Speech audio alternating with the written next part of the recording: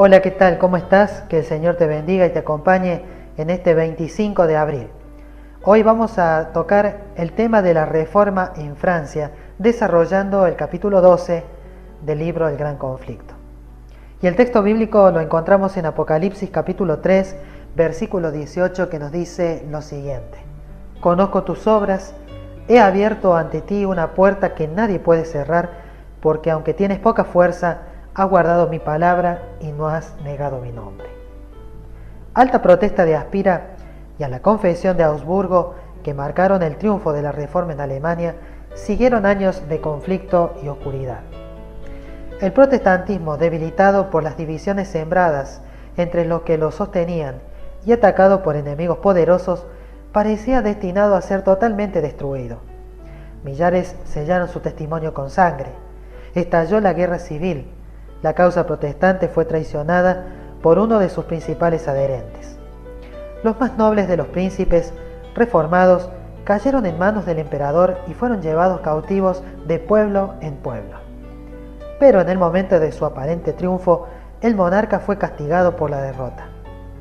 Vio que las presas se le escapaban de las manos y al fin tuvo que conceder tolerancia, cuyo aniquilamiento constituyera el gran anhelo de su vida. Había comprometido su reino, sus tesoros y hasta su vida misma en la persecución de la herejía, y ahora veía sus tropas diezmadas. Agotados sus tesoros, sus muchos reinos amenazados por la revuelta. Y entre tanto seguía cundiendo por todas partes la fe que en vano se había esforzado en suprimir.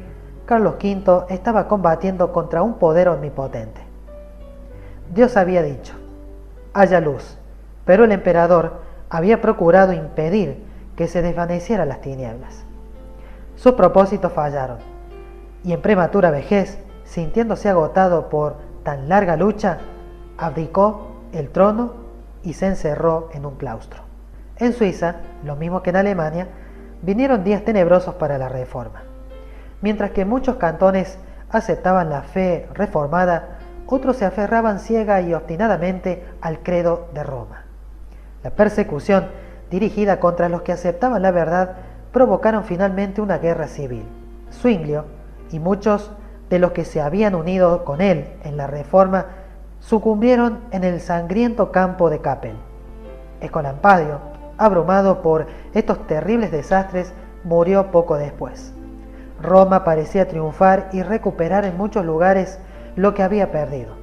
Pero aquel cuyos consejos son desde el siglo y hasta el siglo no había abandonado la causa de su pueblo.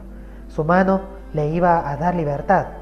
Había levantado en otros países obreros que impulsasen la reforma. En Francia, mucho antes que el nombre de Lutero fuese conocido como el de un reformador, había empezado a amanecer.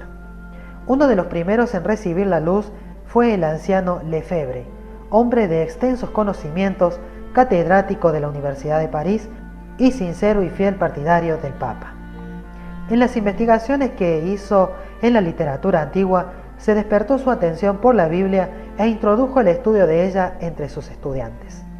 Lefebvre era entusiasta adorador de los santos y se había consagrado a preparar una historia de estos y de los mártires como la de las leyendas de la Iglesia. Era esta una obra magna que requería mucho trabajo, pero ya estaba muy adelantado en ella cuando decidió estudiar la Biblia con el propósito de obtener de ella datos para su libro. En el sagrado libro halló santos, pero no como los que figuraban en el calendario romano. Un raudal de luz divina penetró en su mente. Perplejo y disgustado, abandonó el trabajo que se había impuesto y se consagró a la palabra de Dios.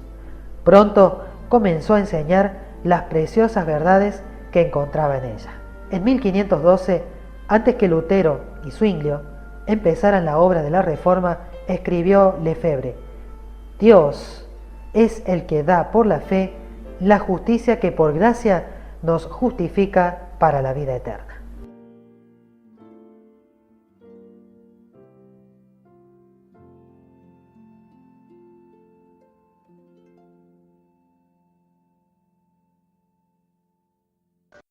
Esta fue una producción del Ministerio Laico de Sostén Propio Radial Fuerte Pregón de Lima, Perú. Búscanos en www.fuertepregón.com y rodoherrera14@hotmail.com.